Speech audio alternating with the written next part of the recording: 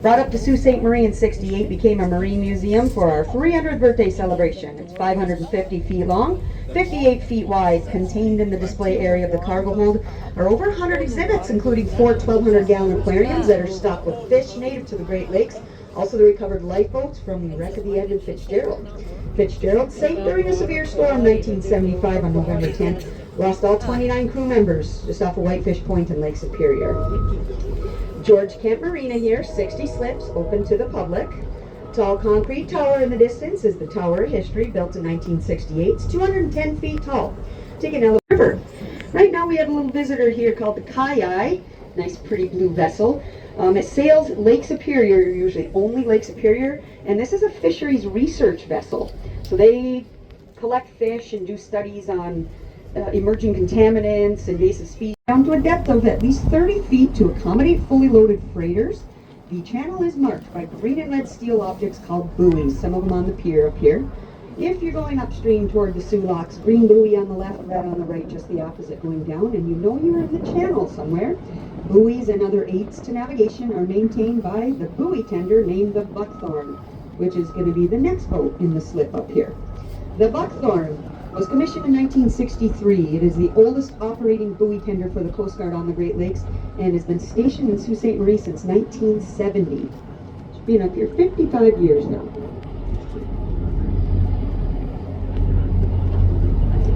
Also up ahead on the left is going to be the U.S. Army Corps of Engineers Marine Basin, and they will take survey vessels out of there, periodically check the depths of the river system. If they find any high spots that are shallower than 30 feet, or they get reports from freighters touching bottom, then they bring out one of those barges, and depending on the job that they have to do, depends on the barge. So they could do some heavy-duty excavating, or just come out and pick some logs out of the river floating around. So we're going to take you up towards the Soo Locks, lower approaches, even though they don't open for another at least an hour or so. So we're going to be going up the Canadian Lock, and maybe, just maybe, we'll get lucky enough to go downbound through the American. I'm not going to make any promises, but we're going to cross our fingers on that. This is one of my favorites on the Great Lakes. She was built in 1952, 767 feet long, 70 feet wide, carries just under 26,000 tons of cargo, and she's on her way to Marquette, Michigan to load taconite iron ore pellets, which are used to manufacture steel. And then ahead of her, waiting to use the locks because they're closed, is the Presque aisle. It is the only integrated 1,000-foot-long tug barge composite that sails pretty much in the world, I think, for sure on the Great Lakes. 1,000 feet long total, 105 feet wide, built in 1973 for the Great Lakes fleet. Now that barge operates pretty much independently from the tug, in that the tug can detach, but when it is detached and the barge is being loaded and unloaded, the tugboat goes up and down with the barge, which is unusual. Typically it's an articulated where they notch in and then the tugboat sits still and the barge goes up and down, glides on a little notch. It's a little different. Now the Soo Locks are located off to our left there. We've got two in operation from left to right. The first lock is the MacArthur, opened in 1943. Named after General Douglas MacArthur. 800 feet long, 80 feet wide, about 31 feet deep. The second lock is the Poe, opened in 1969. That's named for Civil War General Orlando M. Poe. 1,200 feet long, 110 feet wide, about 32 feet deep. Now, the MacArthur needs 10 million gallons of water to raise up or down 21 feet. The Poe requires 22 million gallons of water to move up or down 21 feet. The big building between them is the administration building, opened in 1897, and from the tower up at the top is where the chief lockmaster sits. He gets all the radio calls from all the vessels that want to come through here, so he'll dispatch you to one of the two locks. It's mostly based on the size of your vessel, but also lock availability. Now each lock has two sets of gates above and below. We can still function and move ships through. We also have what are called safety booms. They're long steel structures with a thick steel cable on the underside, and they're placed in the upstream portions of the gates, and they lock into place from January 15th through March 25th. And it gets very, very cold up here in the winter. If you're familiar with Upper Peninsula Michigan weather, we had 202 inches of snow here last winter, and the river can freeze with up to 5 feet thick of ice. So that's why the locks will close. Freighters go into winter layup, get their work and maintenance done. Here at the locks is when they get their critical maintenance done.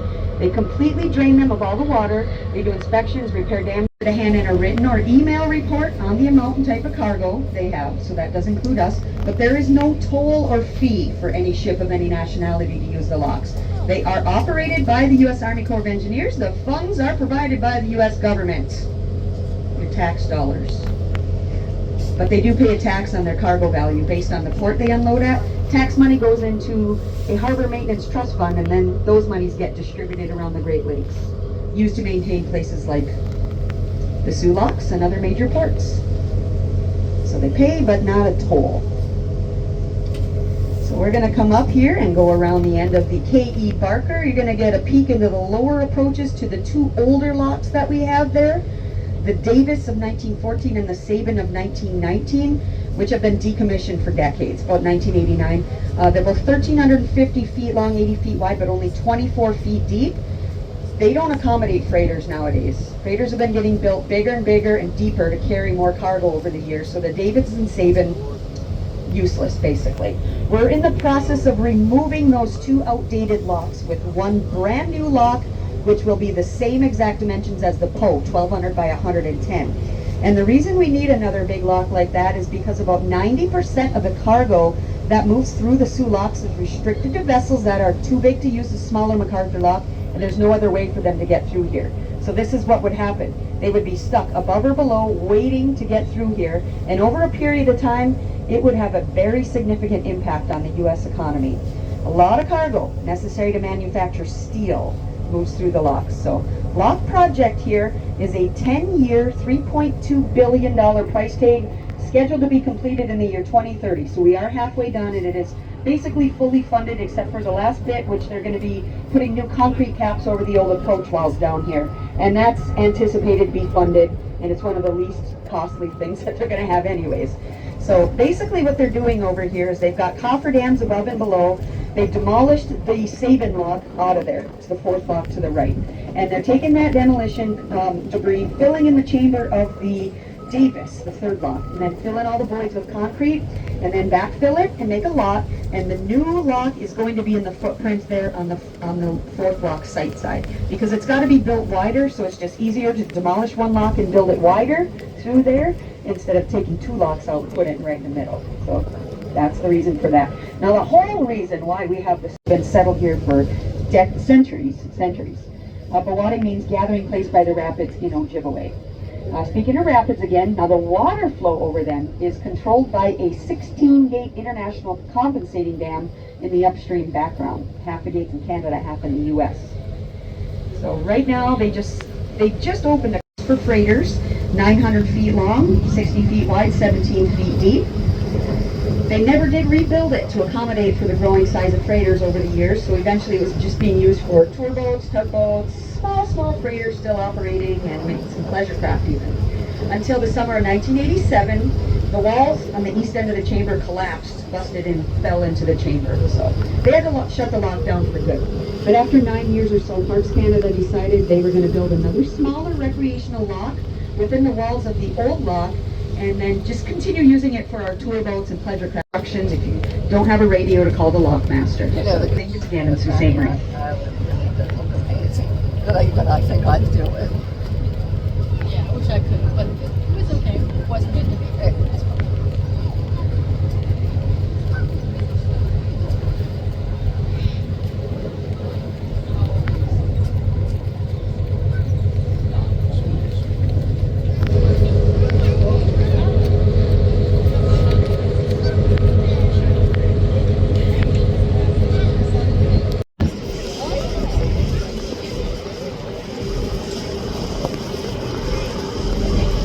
So this little lock up here, they will put as many boats as they can in it, as long as we can safely moor apart from each other, catch a ride up or down in a timely manner. So 2 tour boats can fit in here. We go on the left-hand side, and then pleasure craft would go in on the right-hand side. There's only one set of gates in this lock, above and below, and there's no safety motor in here either.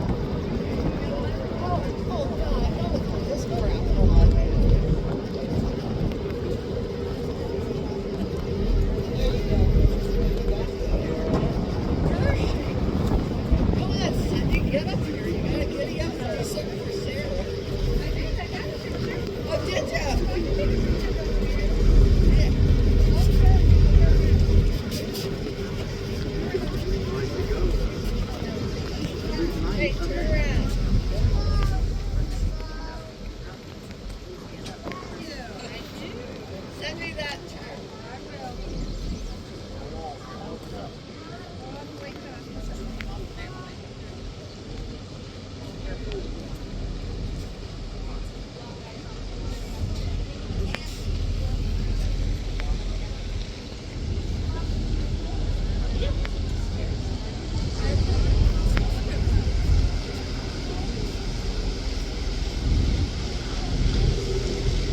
I'm willing to guess that we're going to be by ourselves in the lock here.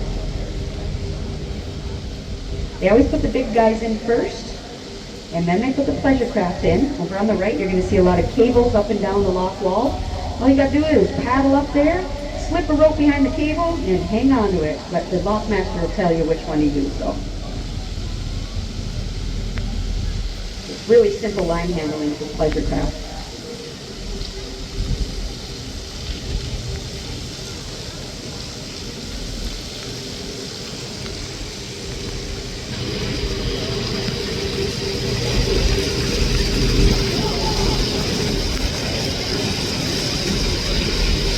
We literally cut Canada.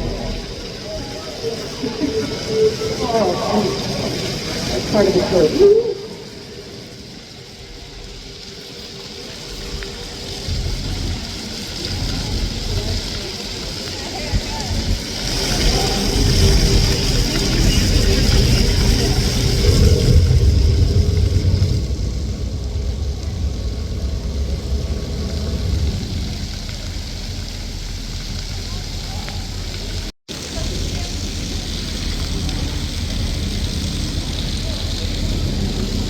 All right, the gates are closing behind us, guys. You guys are supposed to get locked up in Canada.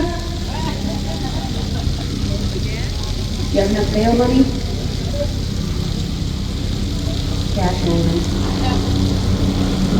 Oh, they got that funny money over here, though.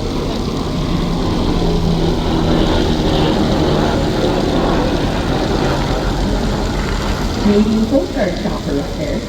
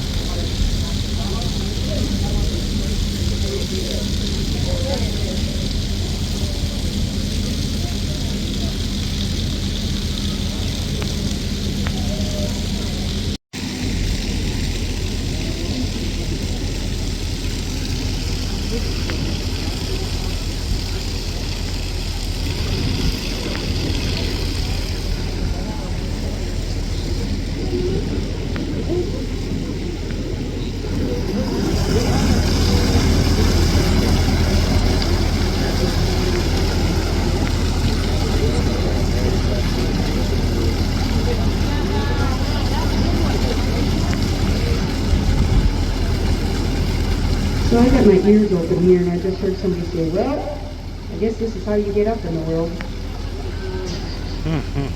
I'm all about a bad dad joke every once in a while. I did say you were getting locked up in Canada, right? Yeah.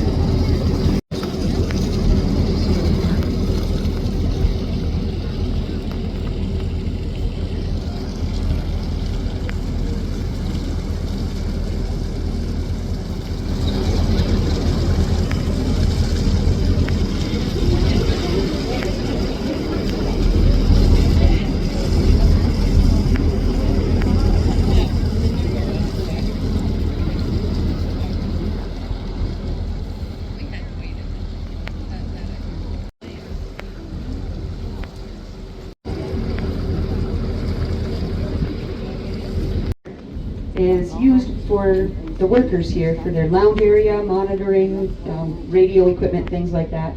And the rooftop is used for the observation platform in this park. There's another building, a couple other buildings back there. A powerhouse with the dewatering pumps. Lake Huron level, now we're on Lake Superior level. Just about. Not technically, no, it's the St. Mary's River. Oh, gotcha. Yeah, but the level is Yeah, it's things. All right, the gates are opening up for us now. That means we went up 21 feet, put in roughly 2 million gallons of water in this lock to get us on the upper St. Mary's River, and that's technically Lake Superior water level, but not in Lake Superior, still in the St. Mary's River.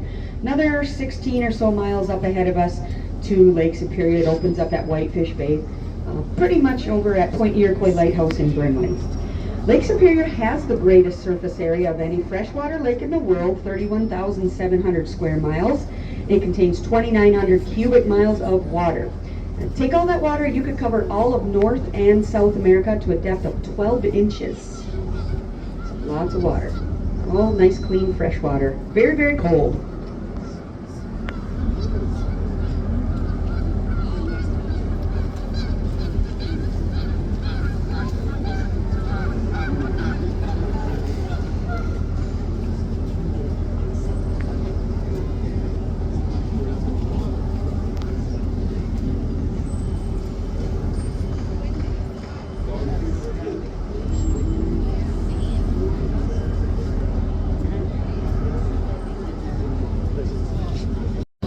And they're at least 130 years old now.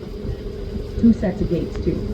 Now the gates in the original Canadian lock from 1895 are the first in the world to be powered by electricity. So that's kind of a neat thing you're going to see when we pass through here, right where it widens up there.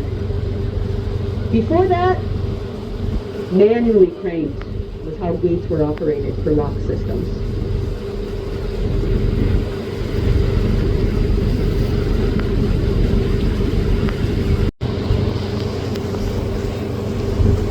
So these buildings right here have a lot of pictures on the windows that show the early days of that Canadian lock. There's where Larry smashed into the gate over there in 1909. Busted loose. You look pretty good for 100 and something years old there. Pretty spry little whippersnapper.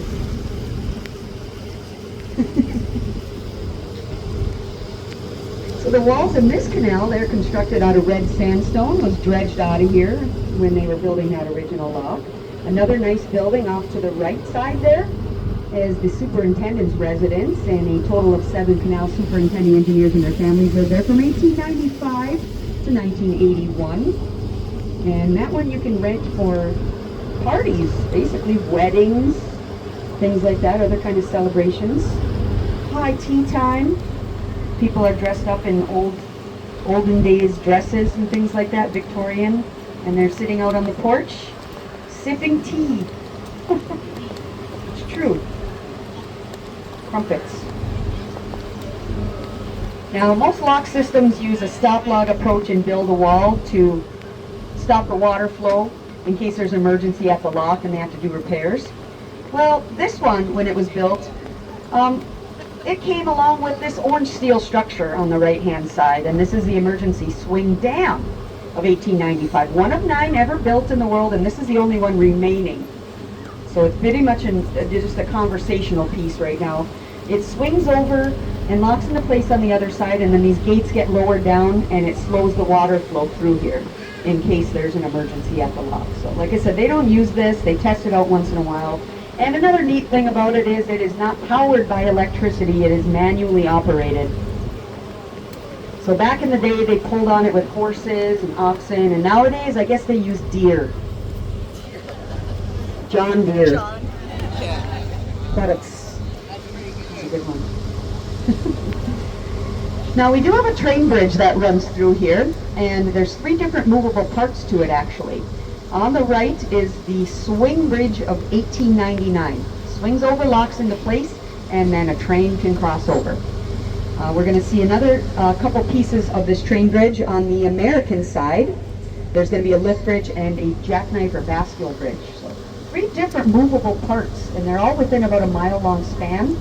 And this is used 2 to 3 times a day. It hauls cargo to the Algoma Steel plant, and we're going to head over there next on our tour.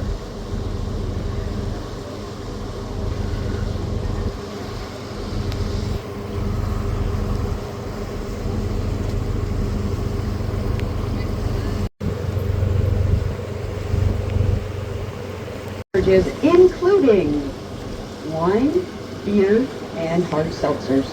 So if you need to come down and grab a beverage or anything, you can. And come pay us a visit.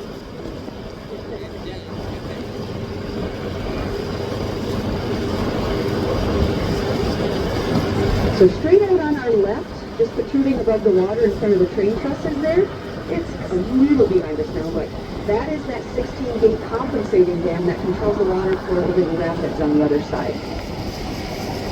So there's that there. And the train trusses are part of that railroad bridge. There's 9 camera-back trusses there.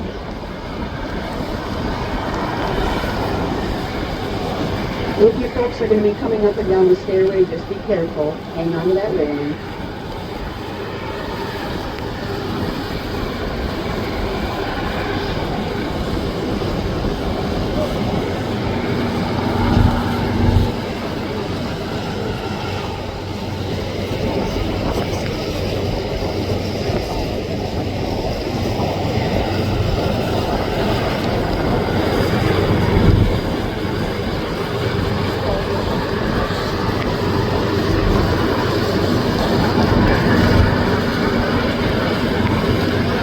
So the opening to the water on the right-hand side with the log building, that is the headrace to the canal that feeds Francis into the generating station, a hydroelectric power plant in Canada. Now we got one big one over there, 2 big ones in Sault Ste Marie, and one really little one.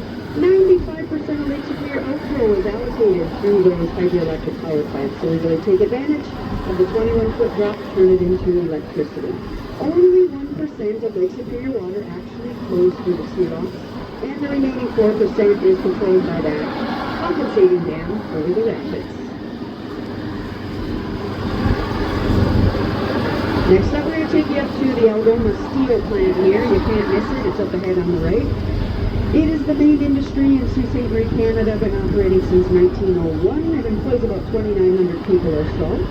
They are one of the more diversified steelmaking operations in North America, produce more than 700 different specifications of steel, shipped all over the world. They do have a complete 65-mile railway system with 17 diesel locomotives and over 700 railway cars that operate here. Canada's largest blast furnace is in this plant. Blast furnace number 7 produces about 5,000 tons of iron a day. The plant in total produces about 8,000 tons a day. Now, the manufacture of steel requires measured quantities of taconite, coke, and limestone. Principal fuel in the operation is coke, which is coal that's been baked in oven. Molten limestone will remove the impurities from the iron and coke to form slag. And then molten iron settles to the bottom of blast furnaces. It's transported to casting machines and steel making furnaces. Additional materials are added to the raw iron to make steel, and then it's shaped on a rolling mill, which comes out as one of the finished products of the plant, which are these coils of steel off to the right sitting on the dock. They're in cradles, so they don't roll around because they weigh 20 to 50,000 pounds a piece, and they're worth $10,000 to $100,000 per roll. Just depends on the size of the coil and the type of steel that it is, and they get transported usually by tug and barge down to the lower lakes, Milwaukee, Chicago, Detroit area, get dropped off, used to manufacture automobiles and all kinds of other steel appliances. So barges that come here can put a good 400 coils on them, as opposed to a flatbed truck on the highway. You can see how one may be 2. So much more safe and economical by tug and barge. The main dock area of the steel plant is going to be up ahead on the right. That's where the Algoma Bear is right now, unloading taconite iron ore pellets. That dock area is over 4,000 feet long and handles over 5 million tons of incoming coal, taconite and limestone, as well as outgoing iron and steel each year. Algoma's products are used in the automotive, construction, energy, manufacturing, pipe and tube, and steel distribution industries. Now, taconite will be that purplish gray material that the Algoma Bear is unloading. coke is the dark gray material that you're going to see around here. Coke is carbonate in ovens. The limestone is straight ahead of us behind the pile of coke. It's the lighter colored material. They get that from lower Michigan by Rogers City in the lower eastern upper peninsula. And then the coal storage area would be behind the limestone and the grassy hill on the left. The coal that they use here comes from the mines of West Virginia. Behind the limestone is a drying mill used to dry and crush that material. And then straight ahead of us, there's a reddish-brown steel structure crossing over.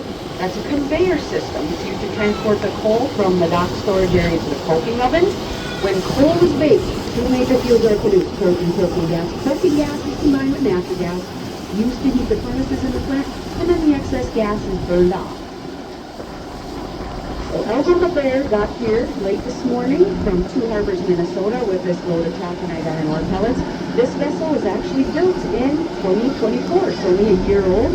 Sails for Algoma Central Corporation. It's 740 feet long, 78 feet wide, carries around 40,000 tons of cargo. Algoma Central Corporation is in their 126th year of operation now. 1999. You see on that unloading boom up there right now. That is about 250 feet long. It's got a conveyor belt on it. You can grab the car that's on the bottom of the cargo hold and run the system up and down. There's no unloading bridges in this plant. They're right behind the Algoma Bear. With two long black horizontal steel structures. They run the whole length of the pier in a set of railroad tracks with a large clamshell bucket up here on the side. Those guys see back in the day of how trailers would be unloaded here. So it's a long continuous process. Much quicker nowadays with self-unloading equipment located. But they do use the forward unloading bridge to grab the concrete from the dock area there, pick it up, pull it back, and then they load up train cars, and then the train cars take the material to the blast.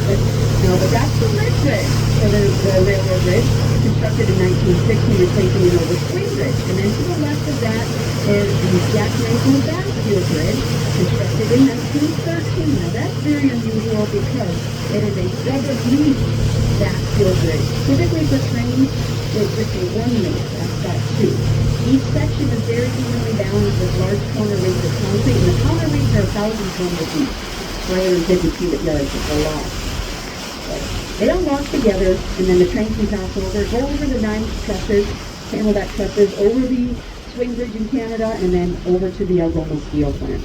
2 to 3 times a day. All within a mile-long span, so it's a really neat historic train bridge we've got here.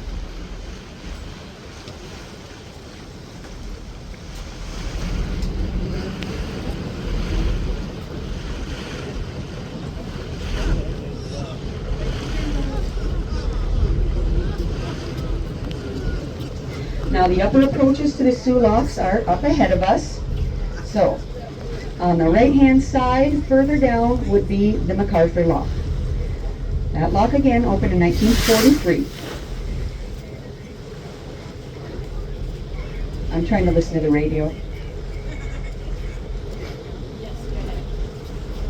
Hold on a second. Okay, yep. So I'm gonna just talk about the locks, and we'll have to go back down to the Canadian side. We were hoping that we could get in there, but it's not looking that too swell for us. But anyways, I'll tell you all about them. MacArthur War for cargo necessary to manufacture steel, primarily taconite iron ore pellets. So in a record time of only 14 months, the MacArthur lock opened, designed for speed to move this material through here quickly to support the war effort.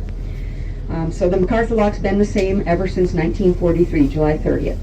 Now the Poe, in that location, the state of Michigan built the very first lock up there, which was of 1855 it opened. It was 2 little locks in tandem. Each chamber lifted you about 9 to 10 feet each, 350 feet in each chamber. Well, vessels were still getting bigger over the years to carry more cargo. Everybody's like, oh, look at all these resources we can get from Lake Superior and haul away, and iron and copper and all that stuff was discovered. So General Orlando M. Poe supervised the removal of the outdated state lock to build the Poe. And that opened in 1896. The first Poe was 100 feet wide and 800 feet long. Well, they started talking about building 1,000-foot long vessels to carry even more cargo in one hull. Some of those boats can have a belly that could carry 80,000 tons of cargo. So, in the state lock, the first cargo was 132 tons of iron ore, so that's quite the difference. Anyways, they removed the Poe again in the 1960s, and then it opened in 1969 at the current state that it's in, 1,200 by 110. And again, the new lock will be the same dimensions as that, open in another 5 years from now or so. They're just teasing us. They put the lift bridge.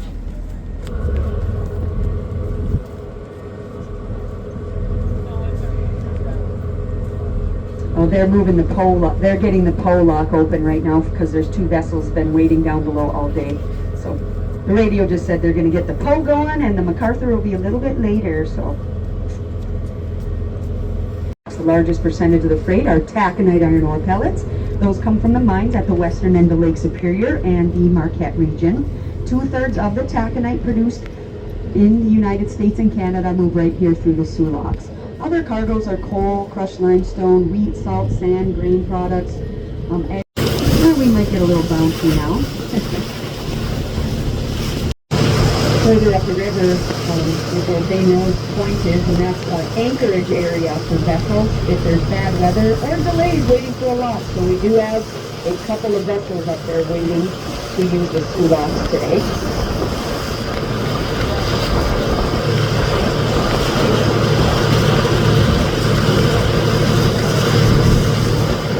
Look, there's a Canadian water bomber off to our right, that yellow airplane.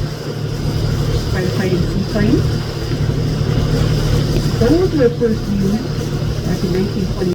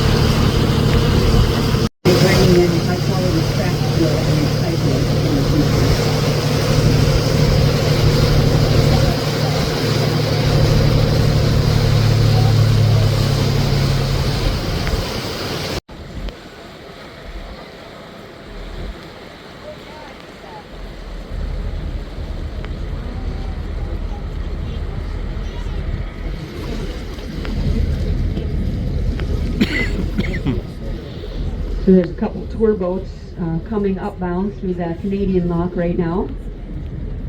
I think they're in and coming out, and we're just going to head down there and exchange with them.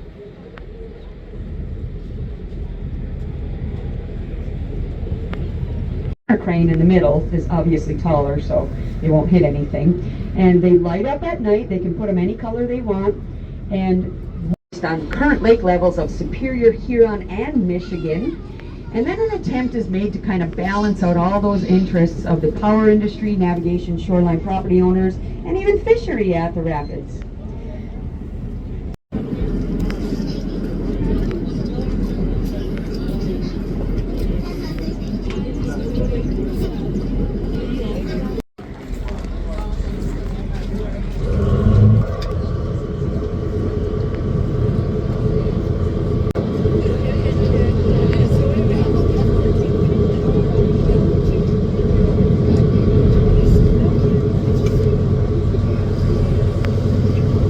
On June 9th, 1909. So the water, and so it doesn't slow the water or stop the water altogether. It still comes through, but it slows it enough so they can do the repairs on the lock. And the lock was actually opened 12 days later. They had it all fixed up.